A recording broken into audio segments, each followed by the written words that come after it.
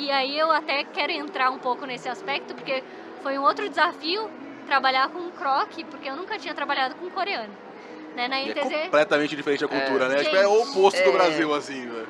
A gente trabalhou com coreano já, a gente sabe que é duro. Eu tive boas experiências e experiências ruins também, então eu sei o que você passou, mas continue.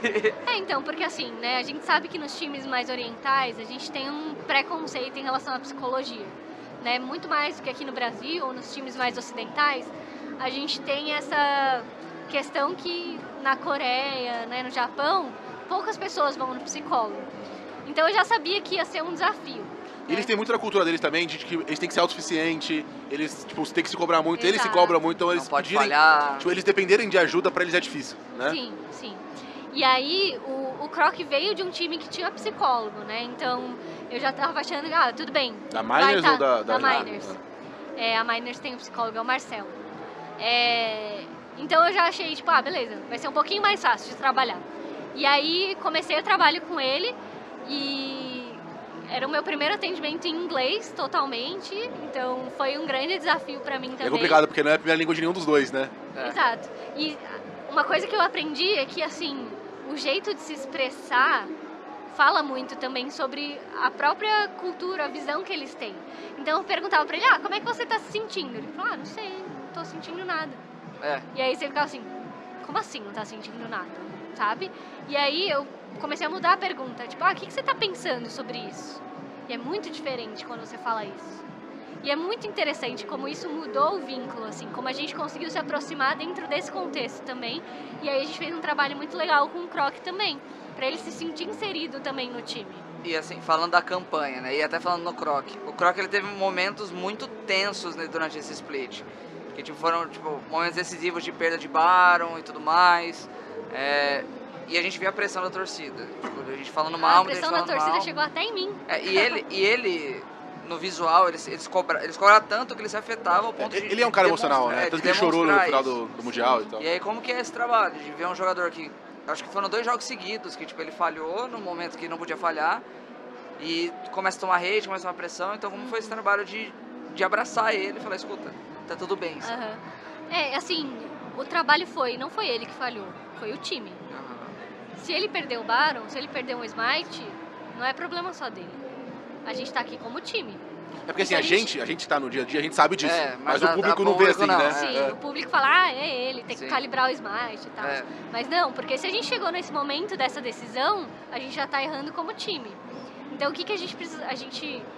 Os meninos já trabalharam nessa questão, eles têm muita autonomia em relação a isso, mas eles mesmos falavam, a culpa não é sua, a gente errou junto.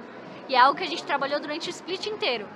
Da gente errar junto, da gente errar como time e vamos tomar a decisão errada, mas a gente faz isso como time. Então, se a gente errou, se a gente ganhou, se a gente perdeu, se a gente fez algo certo, a gente tá fazendo isso como um time. Não é a decisão de um, é a decisão de todo mundo. Então, o trabalho foi nessa direção. E, além de tudo, conversar com ele, né, sobre como ele estava se sentindo em relação à pressão da torcida, né. E acho que teve também algumas coisas que aconteceram que eles falaram, ele tá chorando, etc, ele tava amarrando o tênis, sabe. Então, assim... amarrando o tênis. Que ele tava baixado, Teve né? aquele lance também que parece que o time não abraçou ele, né, que teve esse lance no meio do split também. Mas, assim, eles são muito unidos, eles criaram uma coesão de grupo maravilhosa naquele time.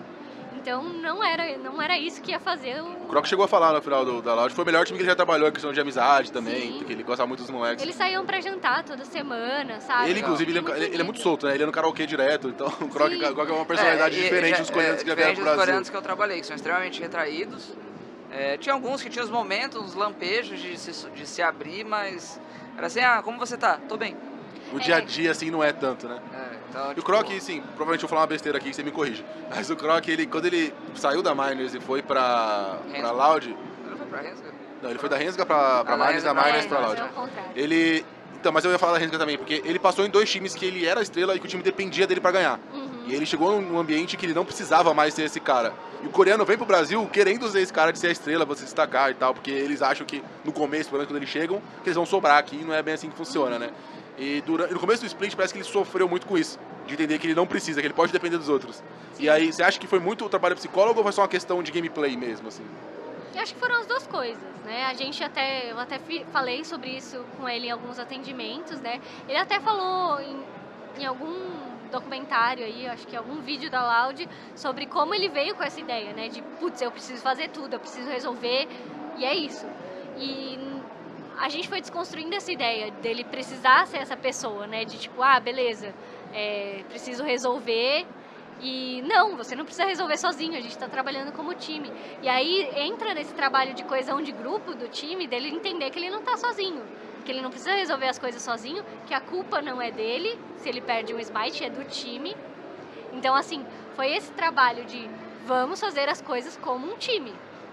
Né? E você não tem espaço para ser estrela num num time que todo mundo trabalha junto, sabe? Tudo bem, você pode ter o seu momento de brilhar, óbvio, como qualquer um. Mas o contexto geral beleza, vamos trabalhar como time, vamos ficar na mesma página. Até falei isso pra ele já, ele é um líder dentro de jogo, sabe? Então, ele guia muito as ações de todo mundo. Mas ele não precisava se preocupar em saber que as pessoas iam fazer as coisas que precisavam. O resto do time ia fazer o que era necessário, entendeu? E no começo ele ficava muito preocupado com isso, ele achava que ele tinha que dar conta de tudo. E não era dessa forma, então foi essa ideia de tipo... parece que o time deslanchou quando ele entendeu isso, assim, que ele não precisava mais ser o carry único, que aí parece que ele encaixou melhor com o time deslanchou e foi onde chegou, né? E aí até falando dele perceber isso, pra você que tava lá acompanhando, qual foi o momento, o turning point, assim, tipo, qual foi o estado que você falou, eu tenho um time campeão aqui, ou quando eles acreditaram que eles estavam muito bem, assim? Eu acho que eles acreditavam desde o primeiro dia que eles estavam juntos. Assim, de verdade, que eles conseguiam construir isso. Eu também. Eu olhei pra esse time e falei, beleza, acho que dá. E, assim, tanto a comissão técnica também, né, e tal. Acho que se o time não acredita nisso desde o começo, por que eles estão jogando, sabe? Então, trabalhar isso juntos, né? Então, trabalhar essa confiança, trabalhar eles estando como time, né? Foi um processo, como o processo do trabalho psicológico, né? Mas eu acho que desde o primeiro momento eles acreditavam que podiam ser campeões. Só não sabiam como ainda. E aí, o turning point foi entender como eles iam ser campeões. Entendi. Que aí eu acho que eles já falaram, né, em entrevistas sobre as regrinhas que eles tinham de draft, sobre eles estarem bem psicologicamente, sobre eles serem um time coeso. Então foi... Aí eu não vou lembrar na linha do tempo, assim, mas foi quando eles perceberam que, beleza, a gente tem que jogar como um time, sabe? Se você curtiu esse vídeo ou esse corte, não esquece de deixar um like e se inscrever que ajuda muita gente aqui, hein? Valeu!